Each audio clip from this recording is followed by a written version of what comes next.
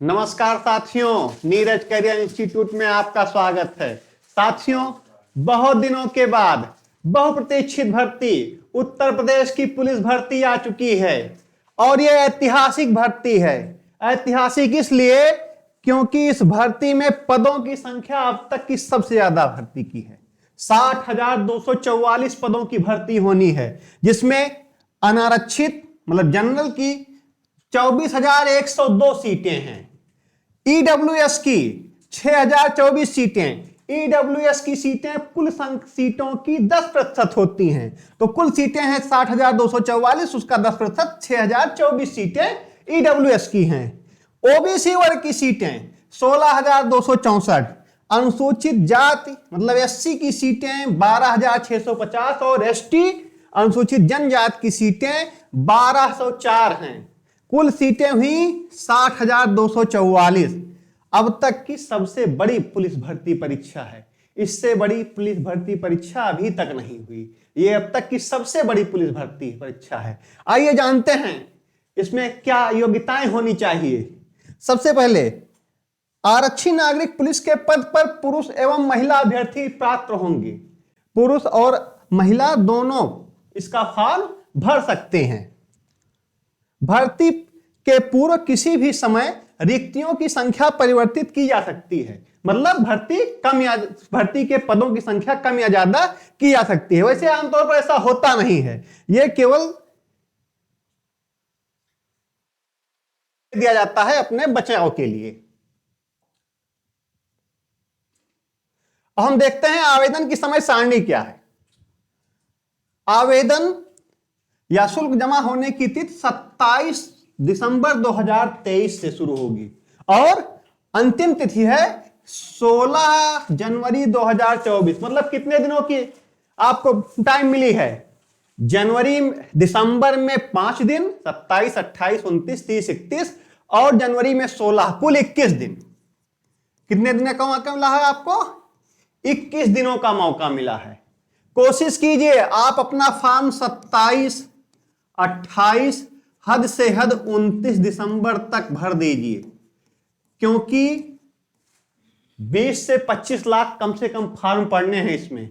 और आप जितना डिले करेंगे, वेबसाइट के क्रैश होने का, वेबसाइट के बैठ जाने का, वेबसाइट के धीमे चलने की जो समस्या है वो उतनी ज्यादा हो जाएगी। संशोधन के साथ अगर आपको जमा करना है तो 2 दिन की और मोहलत आपको मिली है और ये 18 जनवरी 2024, मतलब 18 जनवरी तक हर हाल में फॉर्म आपको सबमिट कर देना है। लेकिन आप कोशिश कीजिए कि आप दिसंबर में ही, वो भी शुरुआत के 3 दिनों में ही अपना फॉर्म सबमिट कीजिए, 27, 28 और 29 दिसंबर में, जिससे आप जितनी ही अधिक तेजी से आप फॉर्म अपना सबमिट किए रहेंगे, आपको परीक्षा के तैयारी का मौका उतना ही अधिक मिलेगा। क्योंकि परीक्षा की तिथि तो पहले ही डिक्लेयर कर चुके हैं, पता नहीं उस पर करा पाएंगे कि नहीं, लेकिन परीक्षा की डेट पहले ही इनकी डिक्लेयर है। यह है 11 फरवरी 2024। इसीलिए आप जितनी जल्दी फॉर्म सबमिट करेंगे, आप इस तनाव से मुक्ति पाएंगे कि अभी मेरा फॉर्म सबमिशन बाकी है। आप फॉर्म सबमिट कर चुके रहेंगे, आपका केवल एक उद्देश्य रहेगा, परीक्षा की तैयारी करना। अब देखिए आवेदन शुल्क। इस भर्ती प्रक्रिया के लिए आवेदन शुल्क 400 रुपए है।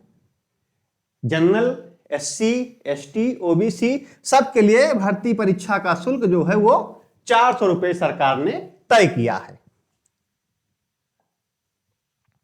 आगे की उसमें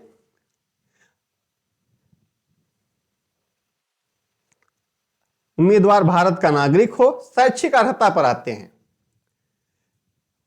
भारत में वित्त द्वारा स्थापित बोर्ड से, किसी भी बोर्ड से हो, 10वीं एवं 12वीं की परीक्षा उत्तीर्ण किया हो। कौन सी परीक्षा? 10वीं एवं 12वीं, मतलब अधिमानी वरीयता क्या है? मैक्सिमम जो होगा वो 12वीं होगा, उसे 12वीं पास होना चाहिए। इसके साथ में अगर देखिए, बहुत ही इसमें क्लियर दिया हुआ है, वही लोग परीक्षा में फॉर्म भर सकते हैं जिनके पास परीक्षा की तिथि तक, जिनके पास आवेदन की अंतिम तिथि तक ये डिग्रियां हों, ये कागजात हों। अगर कोई ये कहे कि नहीं हमने परीक्षा दी हुई है या मेरी परीक्षा लंबित है, तो ऐसा कोई भी व्यक्ति परीक्षा में शामिल नहीं हो पाएगा, इस भर्ती का फॉर्म नहीं भर पाएगा। बात अधिमानी अर्हता पर। अगर मान लीजिए दो लोगों के किसी के नंबर सेम होते हैं, तो जिनके पास डोएक NILT सोसाइटी से कंप्यूटर में O की डिग्री होगी, कंप्यूटर भाषा की जानकारी होगी, या जो प्रादेशिक सेना में कम से कम 2 वर्ष की अवधि की सेवा दे चुका हो, या जिसके पास NCC का B प्रमाण पत्र हो, ऐसी स्थिति में जिसके पास इनमें से अर्हताएं होगी उनको वरीयता दी जाएगी। और अगर मान लीजिए पास समान नंबर भी हैं और उसके बाद ये अर्हताएं भी सेम हो जाएं, ऐसी स्थिति में अंग्रेजी के अल्फाबेट के अनुसार जिसका नाम पहले पड़ेगा उसको नियुक्ति दी जाएगी। और हम बात करेंगे आयु सीमा पर। भर्ती परीक्षा की आयु सीमा एक बड़ा फैक्टर होता है। भर्ती के लिए आवश्यक है पुरुष अभ्यर्थी 1 जुलाई 2023 को 18 वर्ष की आयु प्राप्त कर लिया हो और 22 वर्ष से 18 वर्ष की आयु प्राप्त कर ली हो और 22 वर्ष से अधिक की आयु का ना हो, अर्थात उसका जन्म 2 जुलाई 2001 से पहले का ना हो। 1 जुलाई 2001 वाला फॉर्म नहीं भर सकता, वो इसके लिए एलिजिबल नहीं रह गया, और 1 जुलाई 2005 के बाद का ना हो। यह किसके लिए है? यह अनारक्षित श्रेणी के उम्मीदवारों के लिए है। SC, ST और OBC को 5 वर्ष की छूट है। SC, ST और OBC के परीक्षार्थियों को 5 वर्ष की छूट है, मतलब वो 1 जुलाई, इसमें से आप सीधे सीधे 5 घटा लीजिए, 2001 से 5 घटा दीजिए, 1996 के बाद के हों, मतलब उनकी पैदाइश 1 जुलाई 1996 के बाद 2 जुलाई 1996 से हो। महिला में 1/7/2023 को उनकी आयु 18 वर्ष प्राप्त कर ली हो उन्होंने और 25 से अधिक ना हो। अब महिलाओं में 3 वर्ष की इनको छूट दी गई है। अब अगर इसी के साथ महिला SC, ST या OBC कैटेगरी की हुई तो इसमें आप 5 और जोड़ लीजिए।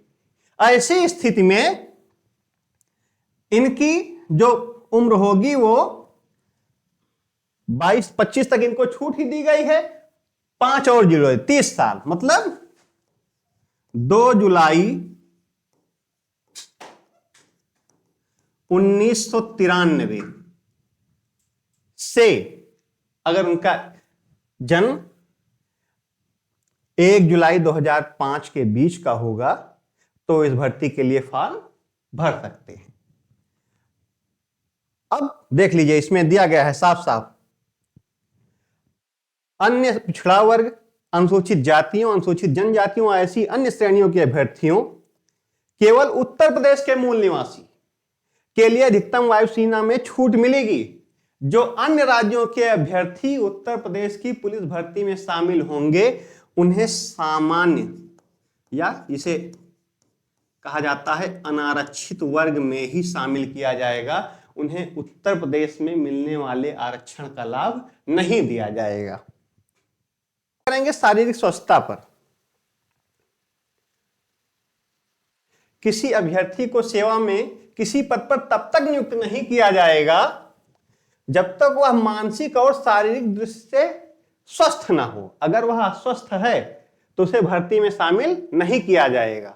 यह साफ बात है। देख लीजिए, वह किसी ऐसे शारीरिक दोष से मुक्त ना हो जिससे उसे अपने कर्तव्यों का दक्षता पूर्वक पालन करने में बाधा पड़ने की संभावना हो, अर्थात वो शारीरिक और मानसिक दोनों रूप से चुस्त दुरुस्त हो, तभी वो भर्ती परीक्षा में शामिल हो पाएगा और उसकी नियुक्ति होगी। अब देखिए चयन की प्रक्रिया क्या है। सबसे पहले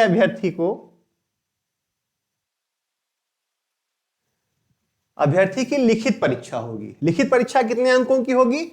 300 अंकों की। 300 अंकों की लिखित परीक्षा होगी और परीक्षा में कुल प्रश्नों की संख्या होगी 150, मतलब एक प्रश्न 2 अंक का। एक प्रश्न सही 2 अंक आपके, और अगर एक प्रश्न गलत हो गया तो नेगेटिव मार्किंग भी है। यहां -0.5 की नेगेटिव मार्किंग। अगर आपके 2 सवाल सही और 1 सवाल गलत तो 2 सवालों के नंबर जोड़कर 1 सवाल का -0.5 घटा लीजिए, आपको पता लग जाएगा कि आपके सही कितने नंबर हुए। अगर परीक्षा में अभ्यर्थियों की संख्या अधिक रहती है तो परीक्षा 1 से अधिक पालियों या 1 से अधिक दिनों में भी आयोजित की जाएगी। इस बात को ध्यान में रखिएगा। परीक्षा में अगर अभ्यर्थियों की संख्या अधिक रहेगी तो परीक्षा की पालियों को, उसके दिनों को बढ़ा दिया जाएगा और ऐसी स्थिति में नॉर्मलाइजेशन की प्रक्रिया को फॉलो किया जाएगा। नॉर्मलाइजेशन में कई बार ऐसा होता है, कई लोगों के मार्क अच्छे हो जाते हैं और कई लोगों के मार्क उसी में वो करके तो अच्छे आए रहते हैं, लेकिन जब सामान्यीकरण होता है तो उनके अंक उसमें कम हो जाते हैं। तो इस बात का ध्यान रखिएगा, आप अधिक से अधिक सवालों को सही करने की कोशिश कीजिएगा और तुक्का तो मारिएगा नहीं, क्योंकि माइनस मार्किंग साथ में चल रही है। इसका सूत्र है, परीक्षा में आपने कितने अंक प्राप्त किए उसका सूत्र है सही उत्तर गुणे निर्धारित अंक बटे सही प्रश्नों की संख्या। जितने आपने सही प्रश्न दिए हैं उनकी कुल संख्या कितनी है। परीक्षा वह मार्कशीट पर ही होगी। जब आप परीक्षा पास कर लेंगे तो आपको अभिलेखों की समीक्षा, मतलब डॉक्यूमेंट के वेरिफिकेशन और शारीरिक मानक परीक्षण के लिए बुलाया जाएगा। आपके अभिलेखों की जांच होगी। अभिलेखों की जांच में क्या होगा, आपके हाई स्कूल इंटर के मार्कशीट, सर्टिफिकेट, उसके साथ में जो आपने कैटेगरी के सर्टिफिकेट लगाए हैं, SC ST OBC के सर्टिफिकेट लगाए हैं, आय प्रमाण पत्र लगाया है, निवास प्रमाण पत्र लगाया है, इसकी जांच होगी। अब देखिए इसमें क्या होगा,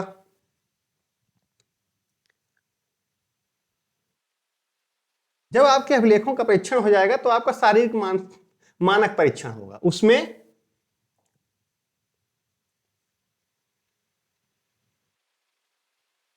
सामान्य और अन्य पिछड़ा वर्ग तथा अनुसूचित जातियों के लिए पुरुष अभ्यर्थियों के लिए न्यूनतम ऊंचाई 168 सेंटीमीटर है। कितनी है? 168 सेंटीमीटर। इससे कम ऊंचाई नहीं होनी चाहिए, कम से कम 168। अधिक है तो बहुत अच्छी बात है, लेकिन 168 से कम नहीं होनी चाहिए। जबकि ST के लिए, अनुसूचित जनजाति के पुरुष अभ्यर्थियों के लिए यह ऊंचाई 160 सेंटीमीटर है, मतलब उन्हें 8 सेंटीमीटर की छूट मिली हुई है। सामान्य, OBC और SC कैटेगरी के पुरुष अभ्यर्थियों की तुलना में ST कैटेगरी के पुरुष अभ्यर्थियों को 8 सेंटीमीटर की छूट मिली हुई है। अब उनका सीना कितना होना चाहिए? तो सामान्य, OBC और SC के अभ्यर्थियों के सीने की माप 79 सेंटीमीटर बिना फुलाए होनी चाहिए और सीना फुलाने पर 84 सेंटीमीटर होनी चाहिए, मतलब कम से कम 5 सेंटीमीटर उनको सीना फुलाना है। जबकि ST के अभ्यर्थियों के लिए 77 सेंटीमीटर कम से कम हो। 79 तो सामान्य के लिए है, ST अभ्यर्थियों के लिए 77 सेंटीमीटर बिना फुलाए और सीना फुलाने पर 82 सेंटीमीटर, मतलब आपको हर हाल में 5 सेंटीमीटर सीना फुलाना है। यह नहीं 85 सेंटीमीटर सीना हो जो फुलाने कहा जाए तो 88 ठहरे, तब आप बाहर हो जाएंगे। आपको 5 सेंटीमीटर सीना फुलाना है। महिलाओं के लिए, महिलाओं में ऊंचाई सामान्य, OBC और SC जातियों की महिलाओं की ऊंचाई 152 सेंटीमीटर होनी चाहिए, जबकि ST अनुसूचित जनजाति की महिला अभ्यर्थियों की न्यूनतम ऊंचाई 147 सेंटीमीटर होनी चाहिए और इनका वजन 40 किलोग्राम से कम नहीं होना चाहिए। अगर 40 किलोग्राम से कम वजन है तो वो भर्ती के दौर से बाहर हो जाएंगी, वे भर्ती परीक्षा में या शारीरिक दक्षता में वो शामिल नहीं हो पाएंगी, वहीं से उनको बाहर कर दिया जाएगा। क्योंकि भर्ती परीक्षा के नियम है, जो जहां फेल हुआ वहीं से वो बाहर हो गया, वो अगले स्टेप में नहीं जा पाएगा। एक इसमें बात दी गई है, ये अपने बचाव के लिए चयन बोर्ड दिया हुआ है कि यदि कोई अभ्यर्थी अपने शारीरिक मानक परीक्षण से असंतुष्ट है तो परीक्षण के ठीक पश्चात उसी दिन वहीं आपत्ति दाखिल कर सकता है। ये नहीं घर चले आए उसके बाद नहीं हमारा तो नहीं हुआ अब हम जाएंगे, उसको वहीं उसी समय आपत्ति दाखिल कर सकता है और उसका वहीं समाधान किया जाएगा। उसके लिए अपर पुलिस अधीक्षक को नोडल अधिकारी वहां नियुक्त किया जाएगा। जब आपकी लिखित परीक्षा हो जाएगी और आपका शारीरिक परीक्षण हो जाएगा, तब शारीरिक दक्षता परीक्षण होगा। शारीरिक दक्षता परीक्षण में केवल एक चीज है, दौड़, और कुछ नहीं है। दौड़ में क्या है, पुरुष अभ्यर्थी 4.8 किलोमीटर की दौड़ करेंगे। कितने देर में? 25 मिनट में। बहुत मुश्किल नहीं है। जो रोज सुबह दौड़ते हैं, जिनको दौड़ने का अभ्यास है, वो बड़े आराम से इसको क्वालिफाई कर लेंगे। 25 मिनट में 4.8 किलोमीटर। जबकि महिलाओं के लिए 2.4 किलोमीटर की दौड़ है, पुरुष अभ्यर्थियों की आधी दौड़, और समय है उनको 14 मिनट मिला। तो पुरुष 25 मिनट में 4.8 किलोमीटर और महिला अभ्यर्थी 14 मिनट में 2.4 किलोमीटर। यह दौड़ उनको समय से पूरी करनी है। वे अभ्यर्थी जो विहित समय के भीतर दौड़ पूरी करते हैं, भर्ती के लिए पात्र नहीं होंगे और उसी स्तर पर चयन प्रक्रिया से बाहर हो जाएंगे। मैंने पहले ही बताया कि जो जिस स्टेप पर आगे बढ़ नहीं पाएगा, फेल हो जाएगा, उसी स्टेप से वो भर्ती परीक्षा से बाहर हो जाएगा। अब देखिए, ईडब्ल्यूएस आरक्षण का लाभ किसे मिलेगा? ईडब्ल्यूएस आरक्षण का लाभ उसे मिलेगा जिसका सर्टिफिकेट वित्तीय वर्ष 2023-24 में बना हो। मतलब 1 अप्रैल 2023 के बाद का बना हो, उसके पहले का बना नहीं हो। क्योंकि जो आपको सर्टिफिकेट अब मिल रहा है, ये आपके पिछले वित्तीय वर्ष का लेखा जोखा देखकर बनाया जा रहा है। इसीलिए आपका सर्टिफिकेट इसी वित्तीय वर्ष का होना चाहिए, इससे पहले का नहीं होना चाहिए।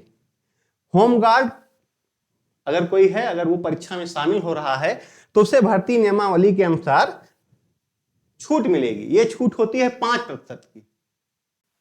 अब देखिए, जात प्रमाण पत्र कब से कब का जारी होना चाहिए, एक प्रमुख विषय है। कई लोग पुराना जात प्रमाण पत्र रखे हुए हैं कि भर्ती परीक्षा में इसे लगा देंगे। ऐसा कुछ नहीं होगा। क्रीमी लेयर को छोड़ने के बाद जात प्रमाण पत्र जिनका बना है, वो 1 अप्रैल 2023 या उसके बाद का बना होना चाहिए। और इस भर्ती हेतु निर्धारित आवेदन करने की अंतिम तिथि मतलब 16 जनवरी, इसके पहले ही आपका ये आय, जात, निवास, विशेषकर जात, और वो भी किसके लिए? ओबीसी वर्ग के लिए। ओबीसी वर्ग के लिए जो जात प्रमाण पत्र है वो 1 अप्रैल 2023 से 16 जनवरी 2024 के बीच का ही बना होना चाहिए। उसके पहले के जात प्रमाण पत्र भर्ती में मान्य नहीं है। और एक और बात, भारत सरकार द्वारा जारी किए गए फॉर्मेट पर जो जात प्रमाण पत्र बना है वो भी इसमें मान्य नहीं। इसमें उत्तर प्रदेश सरकार द्वारा जारी किए गए फॉर्मेट पर ही बना जात प्रमाण पत्र वैध है।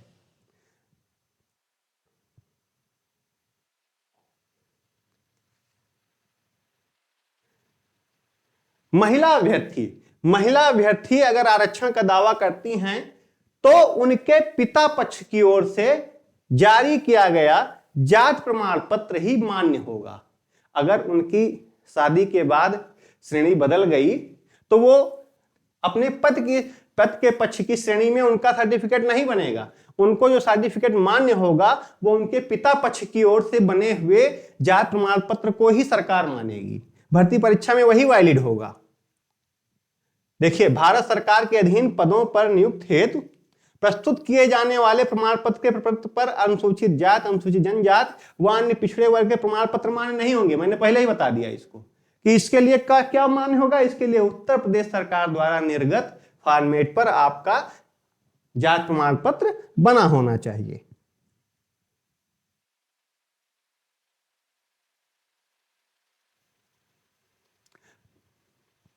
अब हम आते हैं भर्ती की प्रक्रिया पर। आवेदन की प्रक्रिया कैसे होगी? तो आवेदन ऑनलाइन किया जाएगा। uppb.gov.in पर जाकर आप नोटिफिकेशन देख लीजिए, उसको आप भली भांति समझ लीजिए। 400 रुपए की फीस है, जिसे आप online debit card, credit card, internet banking या यूपीआई से इसका आप पेमेंट कर दीजिए। और अगर कोई समस्या हो तो एक नंबर दिया हुआ है, आप इस पर जानकारी हासिल कर सकते हैं। जब आप सबमिट कर लेंगे उसका आपको एक मिल जाएगा पावती पत्र। और अगर आपने मान लीजिए सबमिट नहीं कर पाए और अंतिम डेट आ गई तो अंतिम दिन वो स्वतः सबमिट हो जाएगा। अब देखिए इसमें सबसे खास बात, आपको जो भी प्रमाण पत्र अपलोड करने हैं उनके लिए सलाह दी गई है कि वो डिजी लॉकर के माध्यम से अपलोड करने हैं। इसके लिए आपके पास मोबाइल में डिजी लॉकर का होना अनिवार्य है। डिजी लॉकर से ही आप अपने डॉक्यूमेंट आप इसमें अपलोड कर सकते हैं। ऐसे नहीं कि बस वैसे ले गए स्कैन करके लगा दिए हो गया, ऐसे नहीं होगा। डिजी लॉकर के माध्यम से आपको अपलोड करना होगा। फोटोग्राफ और हस्ताक्षर के बारे में, फोटोग्राफ न्यूनतम 20 KB और अधिकतम 50 KB का होना चाहिए, जबकि हस्ताक्षर न्यूनतम 5 KB और अधिकतम 20 KB का होना चाहिए। यह भी ध्यान रहे कि फोटो रंगीन हो और नवीनतम हो। 1 साल पुरानी फोटो नहीं चलेगी जो खिंचवा लिए थे, अब उसकी कोई जरूरत नहीं है। और चेहरे का 70% भाग फोटो पर आना चाहिए। पासपोर्ट साइज फोटो चेहरे का 70% भाग उसमें आना चाहिए। फोटो का आकार 35 मिलीमीटर कम से कम होना चाहिए। 35 मिलीमीटर गुणे 45 मिलीमीटर के बीच का होना चाहिए। अब देखिए फोटोग्राफ के लिए नियम दिए हैं। नियम क्या है? चेहरे की छवि स्पष्ट दिखनी चाहिए, चेहरे पर अधिक चमक या छाया नहीं होनी चाहिए, अलग से लाइटनिंग नहीं होनी चाहिए। पेड़ के नीचे ना खिंचवा लेना कि वहीं खिंचवा लिए लेकर अगर लगा दिए। आपके चेहरे की जो स्पष्ट छवि है वो दिखनी चाहिए। और 6 महीने के भीतर फोटो लिया गया हो। नवीनतम का मतलब ही हुआ कि कम 6 महीने से अधिक पुराना वो फोटो ना हो। इसके साथ साथ जो फोटो का बैकग्राउंड रहेगा वो काला, नीला, लाल, पीला, हरा, बैगनी ये सब नहीं होगा। बैकग्राउंड सफेद या हल्के ग्रे रंग का होगा। यही 2 मान्य है इसमें, और कोई तीसरा कलर मान्य नहीं है बैकग्राउंड के लिए। ठुड्डी से शिखर तक ये फोटो में स्पष्ट आना चाहिए। मुंह आपका बंद हो और आंखें आपकी खुली हो। चेहरे के दोनों किनारे दोनों कान साबित, मतलब ऐसे खड़े होकर आप फोटो खिंचाइए, दोनों कान आपके दिखाई पड़ने चाहिए। ऐसे या ऐसे नहीं, देवानंद मॉडल फोटो नहीं चलेगा इसमें। चश्मा, कैमरे की नजर आपकी सीधी हो। और फिर चश्मा पहनने की स्थिति में आंखें साफ दिखनी चाहिए। काला चश्मा लगाकर फोटो नहीं खिंचाना है। अगर आप फोटो खिंचवा रहे हैं तो शीशा ऐसा हो कि आपकी दोनों आंखें उसमें दिखाई पड़े। फोटो में ठंडी का मौसम है तो टोपी, मफलर ये सब पहनकर फोटो मत खिंचाइए। फोटो ऐसे खिंचाइए कि आपका पूरा चेहरा स्पष्ट दिखाई पड़े। इसी प्रकार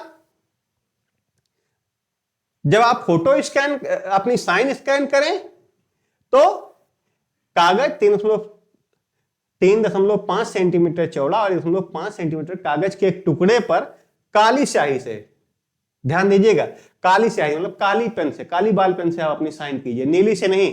काली बाल पेन से एक हस्ताक्षर करके अपना फोटो इस फॉर्मेट में जेपीजी पर स्कैन करें, जिसका आकार 5 KB से 20 KB के बीच का होना चाहिए। अगर इससे साइज कम या अधिक है तो फोटो स्वीकार नहीं किया जाएगा, पहले ही दिया गया है। यदि उक्त फोटो निर्धारित आकार में स्कैन करके अपलोड नहीं किया जाता है तो आवेदन पत्र को स्वीकार नहीं किया जाएगा। आगे देखिए इसमें मुख्य बिंदु, अगर कोई कहीं नौकरी कर रहा है तो उसको अपने विभाग से नो ऑब्जेक्शन सर्टिफिकेट लाना पड़ेगा, NOC उसको लाना पड़ेगा कि हमें इनकी भर्ती प्रक्रिया में शामिल होने से कोई आपत्ति नहीं है, तभी वो कर्मचारी इस भर्ती प्रक्रिया में शामिल हो पाएगा। और हम आते हैं सबसे मुख्य बिंदु पर। मुख्य बिंदु कि परीक्षा में पूछा क्या क्या जाएगा, लिखित परीक्षा में पूछा क्या क्या जाएगा। तो लिखित परीक्षा में 4 भाग हैं। 4 भाग कौन कौन से हैं?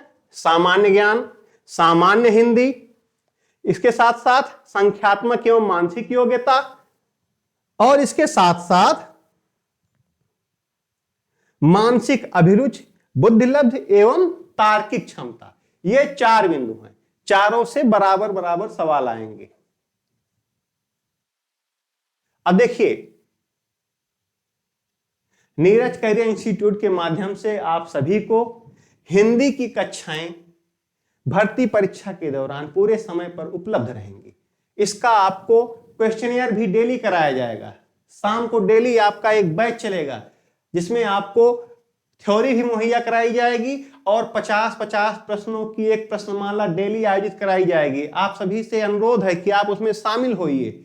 आप हमारे एप्लीकेशन को लोड कीजिए। Neeraj career institute Google play store पर मौजूद है। हमारे वीडियो हमारे ऐप पर भी उपलब्ध हैं। हमारा एप्लीकेशन रन कर रहा है बराबर, आप उसको इंस्टॉल कीजिए, उसमें अपनी आईडी बनाइए, लॉगिन कीजिए, साइन अप कीजिए और उसमें देखिए। और नीरज कैरियर इंस्टीट्यूट हमारा यूट्यूब चैनल है। आपसे अनुरोध है कि आप अधिक से अधिक उसे लाइक कीजिए, सब्सक्राइब कीजिए और शेयर कीजिए, जिससे आपके साथ साथ आपके मित्र भी इन वीडियोज को देख सकें और लाभान्वित हो सकें।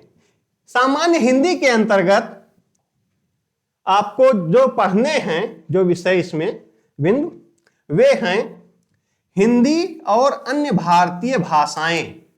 अन्य भारतीय भाषाओं मतलब जैसे हमारे यहां संविधान में 22 भाषाओं को मान्यता दी गई है, तो हिंदी है, हिंदी के साथ साथ अन्य भारतीय भाषाओं की भी हमें जानकारी होनी चाहिए। हिंदी व्याकरण, अब हिंदी व्याकरण में क्या क्या है? हिंदी व्याकरण में है हिंदी वर्णमाला, तद्भव, तत्सम, पर्यायवाची, विलोम, अनेकार्थक, वाक्यांशों के लिए एक शब्द, समरूपी भिन्नार्थक जिसको समश्रुत भिन्नार्थक कहा जाता है, अशुद्ध वाक्यों को शुद्ध करना, लिंग, वचन, कारक, सर्वनाम, विशेषण, क्रिया, काल, वाच्य, अव्यय, उपसर्ग, प्रत्यय, संधि, समास, विराम चिन्ह। इसके साथ साथ काव्य सौंदर्य के तत्व भी इसमें शामिल हैं, मुहावरे, लोकोक्तियां, इसके साथ ये काव्य सौंदर्य के तत्व, रस, छंद और अलंकार, इन सब को इसमें शामिल किया गया है। अपठित गद्यांश होगा, उससे प्रश्न आएंगे। प्रसिद्ध कवि और लेखकों की रचनाएं भी आएंगी, उनकी जो प्रमुख रचनाएं हैं उनको, और साथ ही साथ भारत सरकार या उत्तर प्रदेश सरकार द्वारा प्रदान किए जाने वाले हिंदी भाषा में पुरस्कार, ये भी इसमें शामिल किए गए हैं। इनसे भी पूछा जाएगा ज्ञानपीठ पुरस्कार किसे मिला, या दिनकर की किस रचना को कौन सा पुरस्कार मिला, साहित्य अकादमी पुरस्कार, ज्ञानपीठ पुरस्कार कौन सा मिला। इसके साथ साथ विविध, इसके अतिरिक्त भी प्रश्न ये पूछ सकता है। विविध इसलिए दे दिया क्योंकि अगर कोई ये कहे कि नहीं ये तो इसमें सिलेबस में है ही नहीं, तो विविध दिया हुआ है, कोई इस बात को लेकर सवाल ना खड़ा कर पाए। तो अब आपको क्या करना है? आपको अब यही करना है। आपके पास समय कितना है? आपके पास समय कुल 48 दिनों का है। अगर 11 फरवरी को पेपर होता है तो आप इसको ही मानकर चलिए, ये मानकर चलिए कि भर्ती की डेट आगे बढ़ेगी, परीक्षा की डेट आगे बढ़ेगी। आप ये मानकर चलिए कि 48 दिन आपको मिला हुआ है, 4 विषय पढ़ने हैं, एक विषय के लिए 12 दिन। अगर हिंदी को ही ले लीजिए तो आपको इतना चैप्टर 12 दिन में पढ़ना है।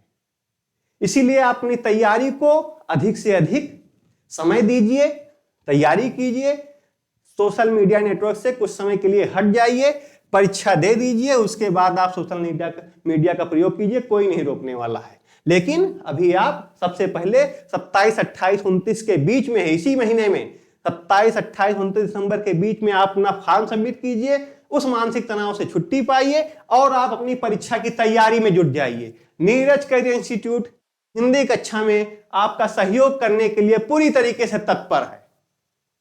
आप कहीं न जाइए, सामान्य हिंदी की classes daily Neeraj career institute के यूट्यूब चैनल पर, हमारे नीरज कैरियर इंस्टीट्यूट के नाम से है, वहां चलेंगी।